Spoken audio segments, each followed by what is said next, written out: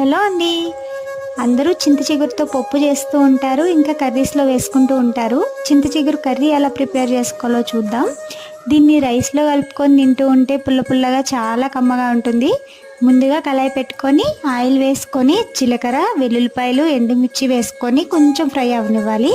ఆ తర్వాత బాగా శుభ్రం చేసి పెట్టుకున్న చింత చిగురుని కూడా వేసుకొని కొద్దిగా ఫ్రై అయ్యాక అందులో కొంచెం పసుపు, కొంచెం సాల్ట్ వేసుకోవాలి. ఇది త్వరగానే మగ్గిపోతుంది. మూత పెట్టి ఒక 10 మినిట్స్ అట్లా మగ్గనివ్వాలి. ఈ కర్రీ అయితే మా మమ్మీ చిన్నప్పుడు చేసేది. ఇప్పుడు మళ్ళీ చింత చిగురు దొరికింది కదా, ఈ సీజన్లోనే దొరుకుతూ ఉంటుంది చింత చిగురు.